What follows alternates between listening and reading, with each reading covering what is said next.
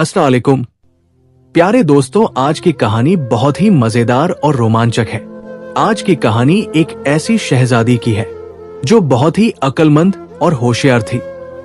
शहजादी बानो का होशियारी में कोई सानी ही नहीं था और ये जो भी काम ठान लेती थी उसे करके दिखाती थी। बहुत समय पहले की बात है, ईरान में एक बादशाह था जो बहुत ही जिद्दी था। एक दिन बादशाह ने ख्वाब में बहुत ही खूबसूरत बागात देखा जिसमें बहुत ही खूबसूरत चंपा के फूल देखे। अगले दिन सुबह को जब दरबार लगा तो बादशाह ने अपने दरबारियों से कहा कि या तो तुम लोग आज मुझे मेरे ख्वाब की ताबीर बताओगे या फिर दरबार दरख्वास्त नहीं होगा। सारे दरबारी परेशान हो गए क्योंकि शाम होने को आई और राजा बादशाह ने अभी तक दरबार को बर्खास्त ही नहीं किया। बादशाह ने एक प्लेट में पान के बेढ़े बनवाकर रख दिए और कहा कि जो भी इस बेढ़े को उठाकर खाएगा वो मेरे सवाल का जवाब देगा। सारे दरबारी बहुत ही परेशान थे कि आखिर वो इस मुसीबत से कैसे निकालेंगे। बादशाह की एक बेटी थी जो बहुत ही खूबसूरत, अक्लमंद और होशियार थी, जिसका नाम शहजादी बानो था। शहजादी बानो इतनी अक्लमंद थी कि उसका अक्लमंदी में कोई सानी नहीं था। वो दरबार में आई और उसने पान का बेड़ा उठाकर खा लिया। बादशाह अपनी बेटी को पान का बेड़ा खाते देखकर हैरान रह गया और कहने लगा, बेटी, ये तुमने क्या किया? शहजादी बोली कि अब्बा जान, सारे दरबारियों के मरने से तो अच्छा है कि मैं अकेली ही इस खतरे का सामना करूं, क्योंकि मैं देख रही हूं सुबह से दरबार लगा हुआ है। सारे दरबारी भूख प्यास से तड़प रहे हैं और आप अपनी जिद पर अड़े हुए हैं। अब मैं ही आपके सवाल का हल ढूंढने के लिए जाऊंगी और आपके ख्वाब के जैसा फूल ढूंढ कर लाऊंगी। अगर ला सकी तो वापस आऊंगी और अगर नहीं लाई तो मैं दोबारा लौटकर महल में कभी नहीं आऊंगी। सारे दरबारियों के सामने शहजादी ने यह वादा किया था, इसलिए बादशाह भी कुछ ना कर पाया। और दूसरी तरफ शहजादी बानो का रिश्ता यमन के शहजादे अरसलान के साथ तय हो गया था और 6 महीने के अंदर ही ये शादी होना थी। महल में शादी की तैयारी अभी से शुरू हो चुकी थी। शहजादी बानो ने बादशाह और मलिका को ये यकीन दिलाया कि या तो मैं 6 महीने में वापस आ जाऊंगी और अगर मैं वापस ना आई तो यमन के शहजादे से माजरत कर लेना। शहजादी पूरे सफर की तैयारी करके जल्दी सफर पर निकल गई। अब शहजादी एक लंबी यात्रा पर निकल गई और जहां कहीं भी रास्ते में कोई गांव या शहर पड़ता तो वहां पर रुकती और वहां के लोगों से पूछती कि यहां पर कोई देखने के लायक मशहूर जगह है, लेकिन सब इनकार कर देते थे। 3 महीने के लंबे सफर के बाद शहजादी एक ऐसे शहर में पहुंची जो बहुत ही खूबसूरत था और वो वहां के सराय में रुकी। और जैसे कि वो हर शहर में पूछती थी कि यहां पर कोई देखने लायक जगह है, उसने यही सवाल यहां भी दोहराया। और फिर सराय के मालिक ने उसे बताया कि बेटी, वैसे तो ये शहर ही बहुत खूबसूरत और देखने के लायक है, लेकिन यहां पर बादशाह का एक शाही बागात है जो बहुत ही खूबसूरत है और जहां पर चंपा के जैसे फूल मिलते हैं, लेकिन इस बागात में कोई भी नहीं जा सकता था क्योंकि ये बहुत ही रखवाली में रहता था। अब शहजादी के आगे ये सवाल आकर खड़ा हो गया कि आखिर इस बाग तक कैसे पहुंचा जाए। शहजादी, जो कि एक मर्दाने रूप में थी, उसने सराय के मालिक से कहा कि मैं बहुत ही गरीब हूं, अगर आपके यहां मुझे कोई काम मिल जाए।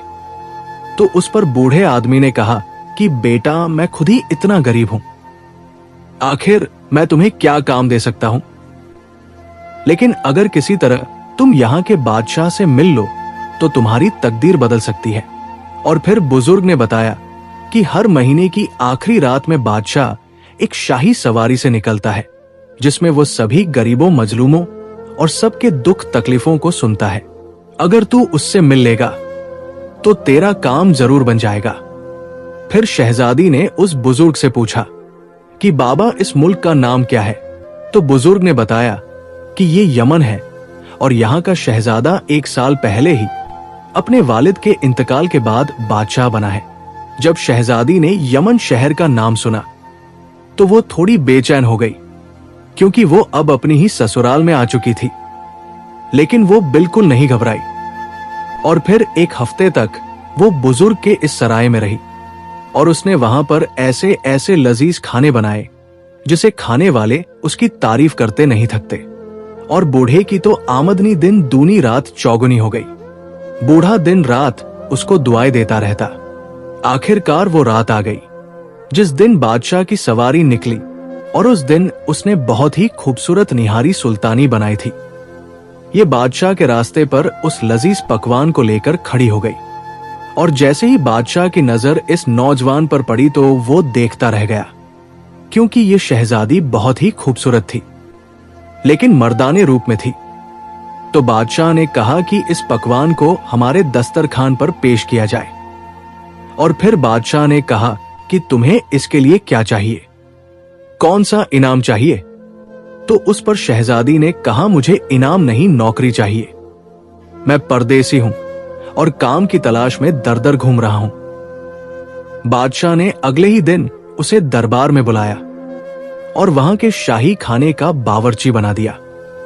बादशाह को यह नौजवान इतना पसंद आने लगा और बादशाह उसे हर वक्त अपने साथ में रखता, चाहे घुड़सवारी हो, शतरंज हो या कुछ भी हो। जैसे जैसे उसके गुणों का पता चलता बादशाह उससे और भी ज्यादा खुश होता रहता। लेकिन बादशाह के दिमाग में ख्याल रहता कि न जाने क्यों ये लड़का जो दिखता है वो है नहीं। एक दिन बादशाह ने अपनी एक बूढ़ी कनीज से कहा, कनीज जिसे मैंने दरबार में रखा है उसके हाथ पैर तो जनाने लगते हैं और ये बेस मर्दाना पहना होता है। तो उस कनीज ने कहा कि इसमें कौन सी मुश्किल है, ऐसी कई बातें होती है जिससे बहुत आसानी से पता लगाया जा सकता है। उस कनीज ने कहा कि ए बादशाह, उसको एक दिन घुमाने बाजार में लेकर जाओ जहां पर जेबरात और हथियारों की दुकान हो। अगर ये लड़की होगी तो जेबरातों की तरफ तवज्जो देगी और अगर लड़का होगी तो ये जाहिर सी बात है हथियारों की तरफ ध्यान देगी। बादशाह ने बिल्कुल ऐसा ही किया। अगले दिन वो उसे लेकर बाजार पहुंचे। शहजादी बहुत ही शातिर दिमाग थी। वो तुरंत समझ गई कि उसकी आजमाइश है और उसने जेवरात की दुकान की तरफ बिल्कुल ध्यान न देकर मुसलसल हथियारों की तरफ ध्यान देती रही और उनकी तारीफ करती रही। फिर बादशाह ने खुद ही कहा कि जरा एक नजर उस तरफ भी तो डालो जहां जेवरात है। तो उसने मुस्कुराते हुए कहा, क्या बादशाह आप भी औरतों की तरह जेवरातों की तरफ देखते हैं? इधर देखिए, ये कितने अच्छे हथियार हैं।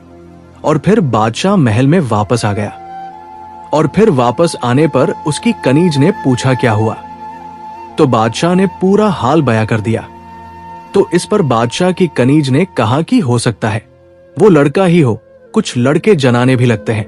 लेकिन बादशाह को यकीन ना हुआ, क्योंकि उसको पूरा शक था कि ये हाथ जनाना, पांव जनाना, लेकिन बैस मर्दाना हो ना हो, ये लड़की ही है।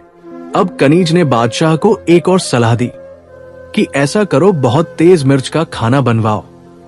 अगर ये लड़की होगी तो खाना खाते ही हाय तौबा करने लगेगी, लेकिन अगर ये लड़का होगी तो चाहे कितनी भी मिर्ची लगे, इसकी आंख से आंसू ही क्यों ना आए, लेकिन इसके मुंह से हाय तौबा नहीं निकलेगी।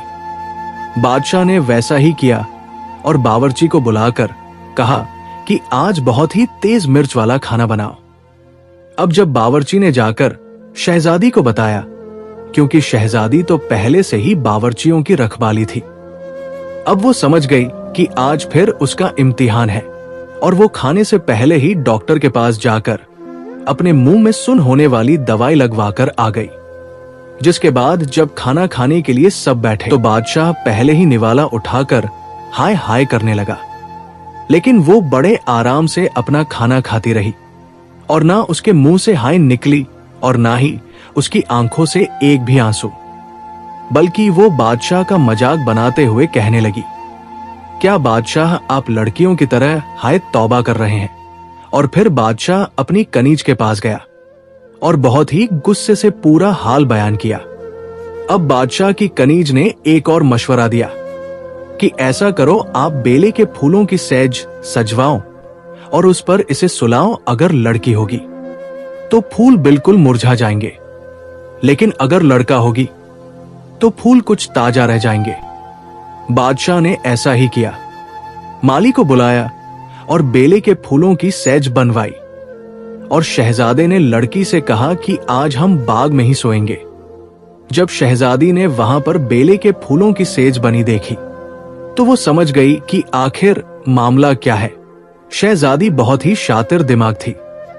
उसने माली को एक सोने का सिक्का दिया और कहा कि एक और ऐसी ही बेले की सेज बनाकर लाओ और उसे वहीं पर रख देना। और फिर बादशाह तो रात में आराम से सो गया, लेकिन शहजादी जागती रही और जैसे ही फजर का वक्त हुआ उसने वो मुरझाई हुई फूलों की सेज को जाकर जंगल में फेंक दिया और नई ताजा फूलों की सेज ले आई और फिर आराम से अपने बिस्तर पर सो गई। थोड़ी ही देर के बाद जब फजर का वक्त हो गया और बादशाह ने उसे जगाया, फिर दोनों अपनी बेले के फूलों की सेज लेकर मल्लिका के पास पहुंचे। मल्लिका ने देखा कि शहजादे की फूलों की सेज तो मुरझा गई है, लेकिन दूसरी वाली बिल्कुल ताजा है। और उसने शहजादे से कहा कि अब ये जिद छोड़ दो, ये लड़का ही है। एक दिन शहजादी ने बादशाह से कहा कि मैंने सुना है आपका शाही बाग है जिसमें चंपा के फूल है, जो बहुत ही खूबसूरत है, लेकिन आपने तो मुझे कभी नहीं बताया। यह सुनकर बादशाह को थोड़ी शर्मिंदगी हुई। कुछ देर बाद बादशाह ने बाग में जाने का इरादा किया और शहजादी से कहा चलो। और फिर बादशाह शहजादी को लेकर बागात में गया, जहां पर शहजादी ने चंपा के फूलों की बहुत तारीफ की और बादशाह से कहा कि मुझे ऐसा लगता है कि मैं यहां पर रोज आऊं। तो बादशाह ने कहा आ जाया करो। किसने रोका है? शहजादी ने कहा कि यहां पर तो सख्त पहरा है। बादशाह बोला कि तुम्हें पहरे से कौन रोकेगा? बादशाह ने पहरेदारों को बुलाया और कहा कि हमारा खास है, ये जब भी आए तो उसे बाग के अंदर आने दिया करो। शहजादी की तो जैसे दिल की मुराद पूरी हो गई और एक दिन मौका पाकर शहजादी ने शाही बाग में जाकर चंपा के 2 फूलों को तोड़ लिया और अपने कपड़े में छुपा कर ले आई। और फिर इसने बादशाह के नाम का एक खत लिखा और लिखकर जब रात को सब सो गए तब ये महल से निकल आई और फिर अपने घोड़े की लगाम संभालकर उसने जल्द ही यमन की सरहद को पार कर लिया। अगले दिन बादशाह ने जब उसको याद किया, सिपाही ने उसका खत लाकर बादशाह को दिया। जब बादशाह ने खत पढ़ा तो उसमें लिखा था कि मैं शहजादी हूं जो आपकी मंगेतर हूं। आपने लाख कोशिश की लेकिन फिर भी मुझे नहीं पहचान पाए, मगर मैं आपसे इसका बदला लूंगी। जब तक आपकी 3 तलाक नहीं करवा दूंगी तब तक मैं आपके पास नहीं आऊंगी। ये खत पढ़कर बादशाह गुस्से से बौखला उठा और अपनी कनीज से बोला, देखो मैं कहता था ना कुछ गड़बड़ है। अब देखो हम सबको चूना लगाकर चली गई और साथ में धमकी भी देकर गई है, लेकिन मैं भी एक बादशाह हूं और जब तक इससे बदला नहीं लेता तब तक चैन से नहीं बैठूंगा। और कनीज से कहा कि तुरंत ये खबर भिजवाओ कि हम इसी महीने बारात लेकर आ रहे हैं। दूसरी तरफ जब शहजादी चंपा के फूल लेकर महल में पहुंची तो वहां पर बहुत ही खुशियां मनाई जा रही थी और इसी वक्त यमन के बादशाह का ये पैगाम वहां पहुंचा। तो शहजादी तुरंत समझ गई कि ये बादशाह की उससे बदला लेने की कोई चाल है। शहजादी ने तुरंत अपने यहाँ के एक ठठेरे को बुलवाया और उसे 100 अशर्फिया देकर कहा कि तुरंत एक लकड़ी की गुड़िया तैयार करो जो अंदर से खाली हो और जिसमें सामान रखने और एक इंसान के खड़े होने की जगह हो और इसका किसी को पता नहीं चलना चाहिए।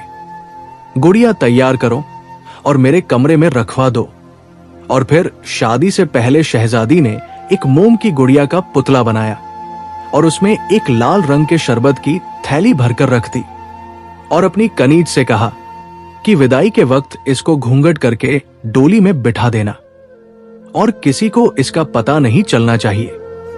अगले दिन बारात आई और खूब धूमधाम से शादी और रुखसती हुई। रुखसती के वक्त शहजादी खुद उस लकड़ी की गुड़िया में छिप गई और जिस रास्ते से बारात वापस जाती वहां एक पेड़ के पीछे जाकर खड़ी हो गई। उसे पूरा अंदेशा था कि अब कुछ ना कुछ होगा। और वही हुआ। बादशाह बहुत ही गुस्से में थे और उसने आधे रास्ते में जाकर सबको रोक दिया और सारे ढोल तमाशे बंद करवा दिए और कहारों से कहा कि पालकी यही रखकर यहां से चले जाओ। किसी को बादशाह से कुछ पूछने की हिम्मत ना हुई। अब गुस्से से भरे बादशाह ने तुरंत अपनी तलवार निकालकर दुल्हन के पेट में भोंक दी। मोम के पुतले में से शरबत की थैली फट गई और लाल शरबत निकलने लगा, जिसे शहजादा खून समझकर एक चुल्लू भर के पिया और कहा कमबख्त का खून भी मीठा था। और बादशाह को अब इसका कोई भी अफसोस नहीं हुआ। बादशाह अब धीरे धीरे अपने घोड़े से आगे चलने लगा तो पीछे से एक खटखट की आवाज आई और पीछे मुड़कर देखा तो एक काठ की गुड़िया पीछे चली आ रही थी। बादशाह ने पूछा, तुम कौन हो? तो उस लकड़ी की गुड़िया ने जवाब दिया कि मैं चुनमुन हूं और शहजादी का खिलौना थी। आपने मेरी शहजादी को तो मार दिया, अब मैं कहां जाऊं? मैं तो आपके ही पीछे आऊंगी। बादशाह ने कहा, नहीं, मेरे पीछे आने की कोई जरूरत नहीं। लेकिन चुनमुन न मानी और बादशाह की डांट खाते हुए बादशाह के पीछे पीछे उसके मुल्क यमन पहुंच गई। पूरा यमन शहर सजा हुआ था क्योंकि सभी बादशाह और शहजादी के आने की तैयारी में लगे थे। और जब बादशाह को अकेले देखा तो वहां एक सन्नाटा सा हो गया। बादशाह की मां ने पूछा कि दुल्हन कहां है? बादशाह ने कहा, मार दिया रास्ते में। आखिर अपनी कसम को भी तो पूरा करना था। अब बेगम साहिबा ये सुनकर अपना सर पकड़कर खड़ी हो गई तो अचानक पीछे से टकटक की आवाज आई और पीछे मुड़कर देखा तो एक लकड़ी की गुड़िया खड़ी हुई थी। अम्मा ने बादशाह से पूछा, ये कौन है? तो बादशाह ने कहा, पता नहीं इसे किसने बनाया है, कब से मेरे पीछे पड़ गई है। तो पीछे से चुनमुन बोली, बेगम साहिबा, मैं शहजादी का खिलौना थी और अब मेरी शहजादी को तो मार दिया, तो मैं कहां जाऊं? ये सुनते ही बादशाह जैसे ही उसको मारने के लिए आगे बढ़ा तो मलिका ने तुरंत कह दिया, खबरदार, अगर इसको हाथ भी लगाया दुल्हन को तो लेकर नहीं आए। अब यही मेरे साथ रहेगी और मेरा दिल बहलाएगी। अब ये चुनमुन बादशाह की अम्मा का खास खिलौना बन गई और पूरा दिन अम्मा जान से बात करती और पूरा दिन चुनमुन बेगम साहिबा को किस्से कहानी सुनाती और मशवरे देती। अब बेगम साहिबा को भी इसकी आदत पड़ गई थी। रात को जब सब सो जाते थे तो शहजादी इस लकड़ी की गुड़िया से बाहर निकलती और पूरे दिन के खाने का सामान एक साथ रख लेती और थोड़ी देर कमरा बंद करके आराम कर लेती। सुबह होते ही वो फिर काठ की गुड़िया में छिप जाती। ऐसे ही 3 महीने बीत गए। पहले तो बेगम साहिबा दुल्हन को मारने के लिए बादशाह को बुरा भला कहती रहती थी, लेकिन चुनमुन ने उन्हें मशवरा दिया कि आप शहजादे की दूसरी शादी करा दें, लेकिन बादशाह इसके लिए ना माना। फिर किसी भी तरह से मलिका ने अपने एक रिश्तेदार के यहाँ बादशाह की शादी तय कर दी। जब शादी के 2-3 दिन रह गए तो चुनमुन ने मलिका से कहा कि ए मलिका, मुझे इजाजत दे, शादी नजदीक आ गई है, मुझे इजाजत दे कि मैं भी अपने काठ की लकड़ी को धोकर नदी में नहा कर आऊं। यह सुनकर मलिका ने कहा कि तुम कैसे अपने आप से अपनी लकड़ी को धो सकती हो? मैं किसी से कह देती हूं, वो तुम्हें निला देगी। इस पर चुनमुन ने कहा, नहीं मलिका, मैं किसी को अपने आप को हाथ नहीं लगाने दूंगी। कहीं मेरा कोई पुर्जा खराब हो गया फिर। यहां तो मेरी शहजादी भी नहीं है जो दोबारा मुझे ठीक कर देगी। और फिर उसने बहुत जिद की तो बेगम साहिबा ने उसे जाने दिया। अब ये काठ की गुड़िया चुनमुन एक सुनसान जंगल में जाती है और वहां पर शहजादी इस काठ की गुड़िया को जंगल में कहीं छुपा देती है और फिर वहां पर आराम से नहाती है। बहुत अच्छा साजो श्रृंगार करने के बाद लड़की वालों के घर पहुंच गई। लड़की वालों ने बहुत अच्छे से उसका स्वागत किया क्योंकि वो उसे बादशाह की तरफ से आई है समझ रहे थे। लेकिन शहजादी ने कहा कि मैं कोई बादशाह की तरफ से नहीं आई हूं, मैं तो आपकी पड़ोसन हूं। आपकी बेटी की शादी है, इसलिए बस चली आई हूं। सब लोग देखकर हैरान हो गए कि पड़ोसन कितनी खूबसूरत है और सब उसकी तारीफ करने लगे और खासतौर से उसकी आंखों की तारीफ करने लगे। देखो इसकी आंखें कितनी प्यारी हैं। तो इस पर शहजादी बोली, अरे मेरी आंखें तो बहुत ही छोटी सी और बेकार थी, लेकिन मेरी मां को किसी ने ऐसा जादू सुरमा दिया जिससे मेरी आंखें इतनी खूबसूरत हो गई, और उसने अपने पास से सुरमा निकालकर लड़की की मां को दे दिया। लड़की की मां बोली, मैं भी अपनी बेटी की आंखों में सुरमा लगाऊंगी, क्योंकि मेरी बेटी बादशाह की दुल्हन बनने जा रही है, तो फिर उसे भी खूबसूरत दिखना चाहिए। उसके बाद चुनमुन वहां से चली आई और फिर अपनी काठ की गुड़िया के अंदर छिप गई और खटखट करती हुई महल में आ गई। और दूसरी तरफ जब लड़की की आंखों में वो सुरमा लगाया तो उसकी आंखों में बहुत जलन पड़ने लगी और वैद हकीम दौड़ने लगे। देखने के लिए इसी आनन फानन में बारात वहां पर पहुंच गई। और रुखसती के वक्त जब पता चला कि दुल्हन तो अंधी है, तो ये सुनकर बादशाह बहुत ही गुस्से से बौखला उठा कि मेरी सल्तनत में ही मुझे धोखा दिया गया, और उसने तुरंत वहीं पर खड़े होकर 3 बार तलाक तलाक तलाक कहकर बारातियों को हुक्म दिया कि वापस चलो। उधर महल में मलिका दुल्हन के इंतजार में बैठी थी, और जब बादशाह महल में पहुंचा तो मलिका ने पूछा कि दुल्हन कहां है, आज भी दुल्हन को लेकर नहीं आए। इस पर बादशाह ने कहा कि एक अंधी लड़की से मेरी शादी करवा दी। तो मलिका बहुत नाराज हुई और बोली कि शायद तुम्हारी किस्मत में ही दुल्हन नहीं है, और बेगम साहिबा अपने सर पर हाथ रखकर रोने लगी और कहने लगी, शायद मेरी किस्मत में ही दुल्हन और पोते का सुख नहीं है। बादशाह अब गुस्से से अपना कमरा बंद करके अंदर जाकर बैठ गया, लेकिन कहीं ना कहीं बादशाह को अब चुनमुन पर शक होने लगा। उसे शहजादी के खत में लिखी हुई धमकी भी याद आ रही थी कि जब तक तुम्हारी 3 तलाक नहीं कराऊंगी, तुम्हारे पास वापस नहीं आऊंगी। अब जैसे ही बादशाह को चुनमुन पर शक हुआ तो वो अपनी मां के कमरे में गया और बोला कि आज रात मैं आपके पास कमरे में ही सोऊंगा, क्योंकि बादशाह अब चुनमुन पर पूरी नजर रख रहा था। शहजादी का भूख से बुरा हाल था। शहजादी अपनी काठ की गुड़िया में से बाहर नहीं आ सकती थी। और फिर जब रात में सब लोग सो गए और चुनमुन को पूरा विश्वास हो गया कि सब सो गए हैं, तो शहजादी अपनी उस काठ की गुड़िया से बाहर निकली और किचन में जाकर खाना लेने लगी। इतने में ही पीछे से बादशाह पहुंच गया और उसने शहजादी का हाथ पकड़ लिया और कहा कि तुमने अपनी कसम पूरी कर ली, और मैं समझ गया हूं कि मैं तुमसे नहीं जीत सकता। मैं हारा और तुम जीत गई। इस पर शहजादी ने कहा कि आपने अपनी हार मानी। बादशाह ने कहा, हाँ मानी। फिर शहजादी बोली कि मैं अब अपने महल वापस जा रही हूं, आप दोबारा से बारात लाएं और मुझे रुखसत करके ले आए, और इस बार अम्मा जान को भी अपने साथ लाइएगा।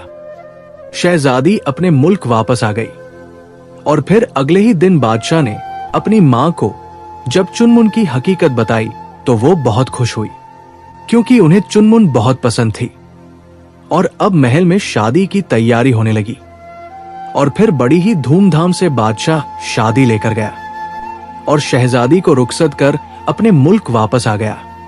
अब सब लोग महल में बहुत खुश रहने लगे। तो प्यारे दोस्तों, आज की कहानी में इतना ही। उम्मीद करते हैं कि आपको हमारी कहानी बहुत पसंद आई होगी। अगर कहानी अच्छी लगी हो तो वीडियो को लाइक करके हमारे चैनल अमान वॉइस को जरूर से सब्सक्राइब करें। कमेंट बॉक्स में अपनी कीमती राय जरूर लिखें।